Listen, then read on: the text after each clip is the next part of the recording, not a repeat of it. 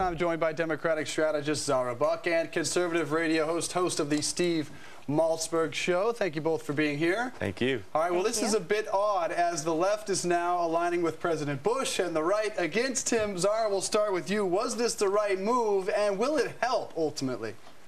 Absolutely. I don't agree with President Bush on much, but I must say that he did the right thing in saving the auto industry. This was clearly a move that was necessary to save jobs and to stimulate the economy. Well, and of course, I disagree. I think this is the first time President Bush actually considered his legacy. I think he didn't do it with the security of our nation. He didn't do it with the Iraq War. But this time he said, you know what, I have a month left, and I am not going to let it fail on my watch. However, I'm disappointed that he didn't let them go into reorganizational Chapter 11 bankruptcy. His rationale was people will think their warranties wouldn't be honored, so they're not going to buy cars. Well, now they have 3 months to prove that they're going to be around, so they're still not going to buy cars for the 3 months period that they have to prove themselves. So that rationale doesn't make sense. I couldn't disagree more.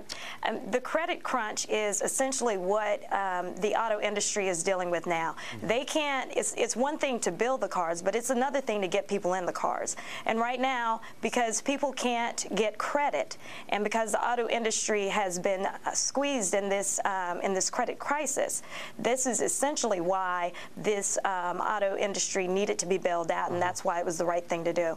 Okay, real quickly, Steve, let me ask you, aren't you all in once you start this? They say they could take back those loans in March, but there's no way they're paying that back if, in fact, these companies are not viable. Right. So once you begin this snowball, it's going all the way. You got to go. I think that the president knows for sure that when Obama comes in and the new Congress comes in, they're going to give them all the money they want, and it'll be out of Bush's hands. He just said it's not going to happen while I'm president, and I'm disappointed in that. Yes. Well, hopefully they keep those UAW strings attached to the next deal. More with Zahra and Steve in just a moment. Plus, Bristol Palin's mother-in-law in a bit of a hot water situation. Much more on that coming up in just a bit.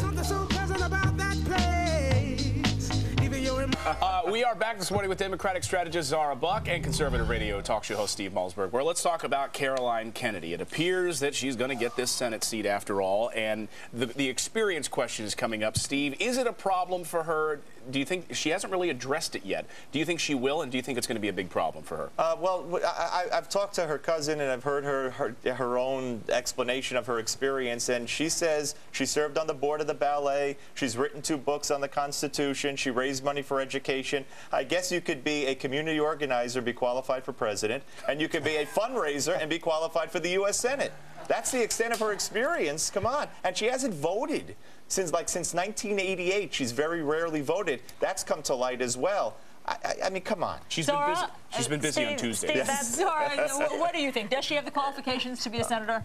Well, first of all, I take offense to the community organizer comment. I mean, one thing's for sure. We see where a community organizer can get you. It can actually get you to run one of the preeminent powers in the world. So I take strong offense to that. But I think the key with Caroline Kennedy is to definitely demonstrate that she has the fire in the belly.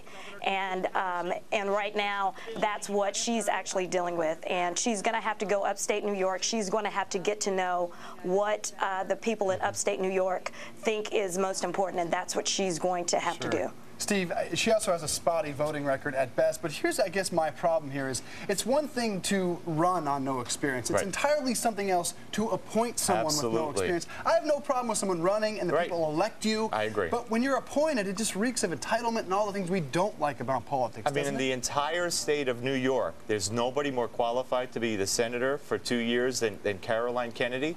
I mean, that's ridiculous. Now, they say Obama picked up the phone and called Patterson, and it's hard to resist that kind of input. On the other hand, if Patterson wants to benefit himself politically, he'll appoint Andrew Cuomo, who might run against Patterson for the Democratic nomination for governor next time around. He's more qualified. I disagree with all the Democrats on their issues, but pick somebody who has experience and knows what's going on. All right, Zahra, let's give you the final word here. What do you have to say to that?